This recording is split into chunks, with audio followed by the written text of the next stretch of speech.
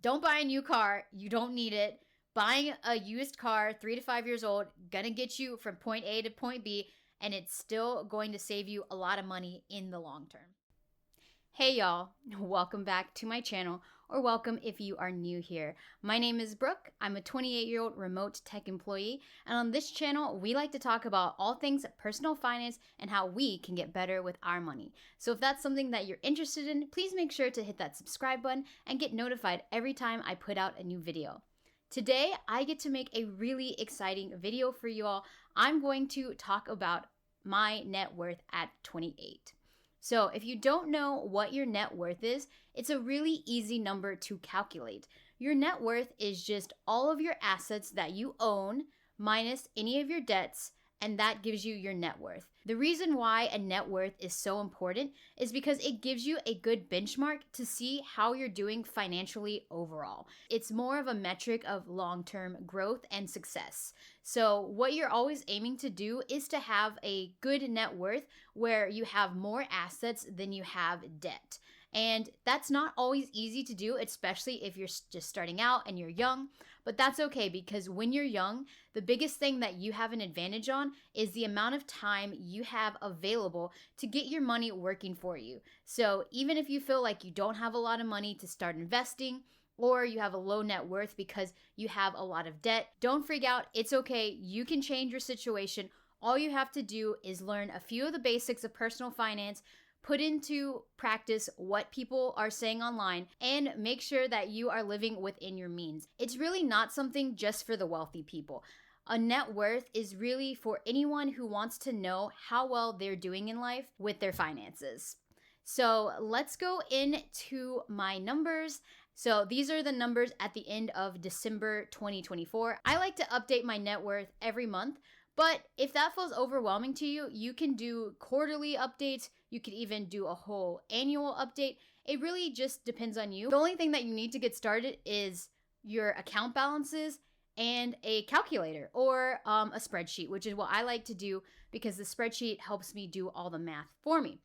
But let's go ahead and talk through the assets that I have, as well as what those numbers look like. And I just also want to preface this by saying I have been in the workforce now since 2019. And so I have been working full-time for over 6 years now. And that's where a lot of my growth has come from, being a full-time employee. And also my husband and I, these are our combined numbers. So these numbers also look at what he has in his retirement accounts as well. So with all of that, let's go ahead and look into my assets. 2024 was a really exciting year for us because it's when we crossed over the $100,000 investment mark. That is an amazing benchmark to get to, because once you get to $100,000 invested, you'll just start to see your money grow even faster as compound interest starts to take effect. So compound interest is just basically letting your money grow for you. So let's take an easy example. Say, for example, you start out with $0 in an investment account, and in the first year, you put in $100.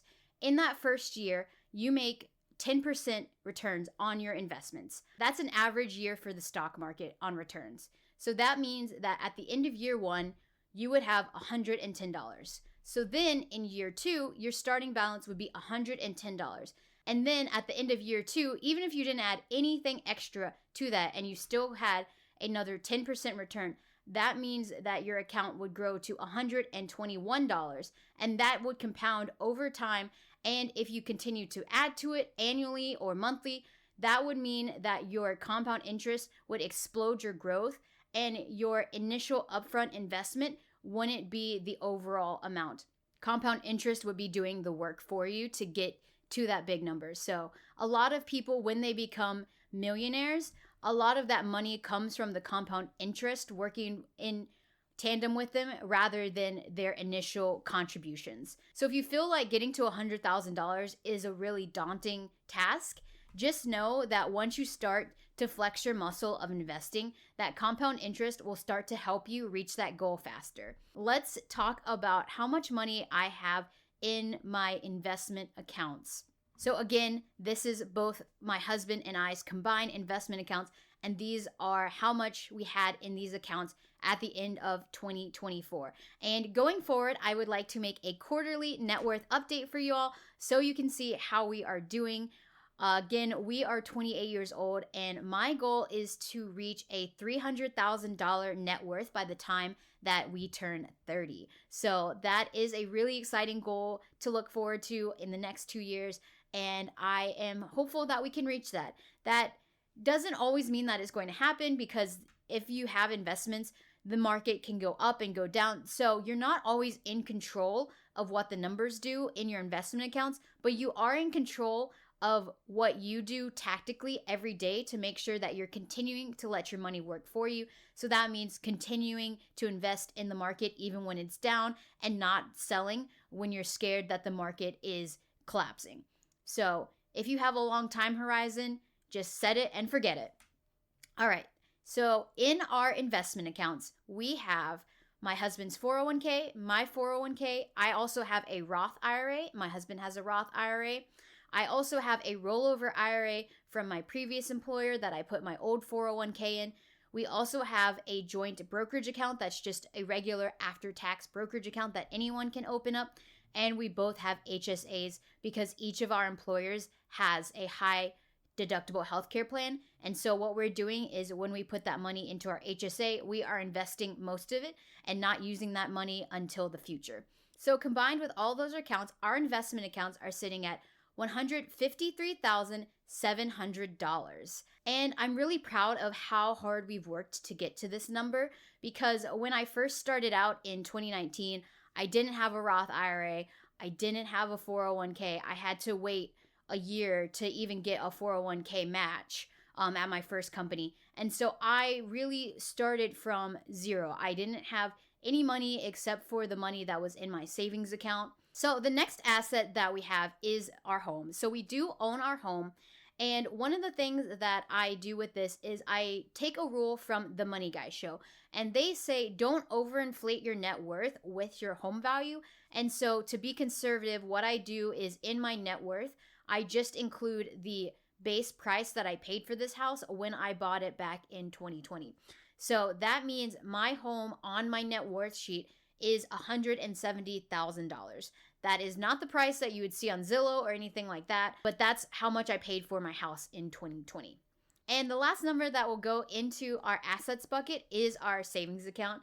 So this savings account includes our long-term emergency fund as well as our sinking funds. So this number does fluctuate from month to month because we are spending out of our sinking funds on a regular basis. But we do have this in a high yield savings account, which if you don't have a high yield savings account, you need to get one ASAP.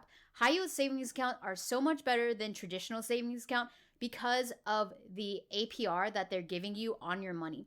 So the way that banks work is when you open a savings account with them, you give them that money and they give you a percentage back each month for letting them hold your money. And they don't just hold it there when they have your money. They actually take that money and then they lend it out to other people at high interest rates. So that's how banks have money to lend out to other people. They use that money that different people have put into the savings accounts and they lend that out at a high interest rate. And then they give you a percentage back for you allowing them to have that money in the bank. At a traditional bank like a Wells Fargo, a Bank of America, any of those brick and mortar ones, your rate of return on a traditional savings account is like 0.1%. Like it's not even a whole percent. So they are like giving you basically nothing on your money. So if you have a lot of money sitting in a traditional savings account, you need to be moving that money over ASAP into a high yield savings account. Personally, I have been a user of Ally Bank for over 7 years. It's really a great company and I have been very happy with their customer service. I've never had any issues with that. And so that's where I keep my money. And right now, as I'm filming this video, Ally's rate is 3.8%, which is still much higher than a 0.1% rate. And so just to give you some context about that, so at the end of December, our balance in our high yield savings account was $20,600. And on that $20,600, we made $65 of interest. Just having that money in our savings account allowed us to make $65 back. Now, when you do make interest in your high yield savings account, that does count as income on your returns. So, looking at all of those together, our home, our investment accounts, and our savings account, that brings our total to $344,300. And that's really exciting because when we started the year in 2024, our assets were less than $300,000. So we saw a lot of growth last year, and that was really exciting to see.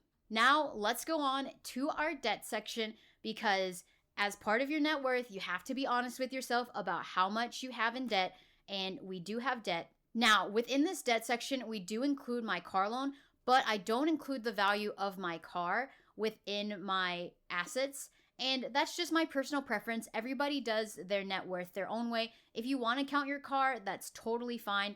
But I do count my car debt as part of my debt section. So let's go over the debts, which if you've seen, I did make a debt confession video, and you should be able to see that if you click the card in this part of the screen, and you can go and watch that debt confession video, and there I will break down all of our numbers. But this one actually does include our mortgage, and in that debt confession video I don't include our mortgage because our house is somewhere that we live in. We get value from it every single day. I did refinance the mortgage into a 20-year loan, so our mortgage is currently sitting at $140,900. And so when you look at that based off of how much I put our house worth at, on the asset side, $170,000.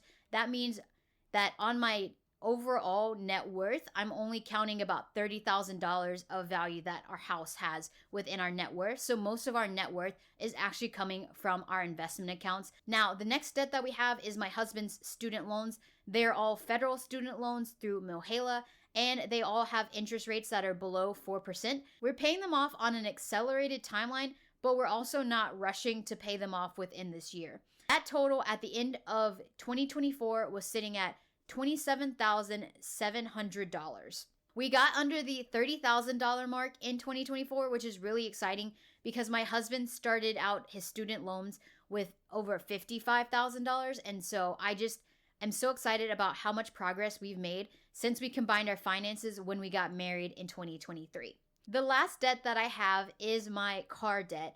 And at the end of 2024, my car debt was at $7,480. So the reason why I was able to get my car loan this low was because I bought a used car. My car is a 2021, so it was 3 years old when I bought it. If you buy it within the 3 to 5 year range, that means you're buying it once the depreciation has mostly already happened. And so you're getting a really good deal. Additionally, this car only had 19,000 miles on it when I bought it, so it's going to run for a really long time. And so I basically bought a brand new car to me. I didn't buy it off of the lot. I didn't buy a brand new 2025 and pay all that markup for a car that was going to basically depreciate in half once I drove it off the lot. So I'm really excited with the purchase that I did make. And I also put down a substantial down payment. So I was saving for a car for 2 years. So that was the two ways that I was able to get my car loan to be so low, even though I just bought my car last year. Don't buy a new car. You don't need it. Buying a used car, 3 to 5 years old, gonna get you from point A to point B, and it's still going to save you a lot of money in the long term. And so with all of that, our mortgage, our student loans, and our car debt, our total debts total $176,100. Let's look at our total net worth. So this is taking our assets minus our debts, and that total is $168,100. So that is so exciting that our net worth is over $100,000. I know that now that we are over the $100,000 mark in investments, we're just going to see an explosion of our net worth as we continue to pay off our debts, as we continue to invest each month consistently. We're just going to see that number continue to grow. And I'm really excited about that because honestly, like it makes me excited to know that I am doing what's good for my finances for the long term and cutting back on the things that I don't really care about and in a few years I'm going to forget. So I try to really put my money to work for me, because one of our goals that my husband and I have is to retire before the traditional retirement age, knowing that we have set ourselves up from the beginning in our 20s to have a good life and to be able to reach that goal once we get to that age is really exciting. And so I just encourage everyone to look at their numbers. Even if you have a negative net worth, that is okay. You are going to be okay, because a little bit goes a long way. I really think that everyone can achieve financial independence, because that can look different for everybody. You don't have to have the same number as the next person. It really is unique to you and your situation. I just encourage you all to be honest with yourself about your numbers. Don't be discouraged if you have a negative net worth, because you can see positive growth if you're just consistent and if you give yourself time. So let me know in the comments below if you know what your net worth is, what you are working towards, and any video content that you would like to see from me. Thank you so much for watching. Make sure to like this video and subscribe. That really helps out my channel, and I appreciate you all being here. And I will see y'all in another video. Bye, y'all.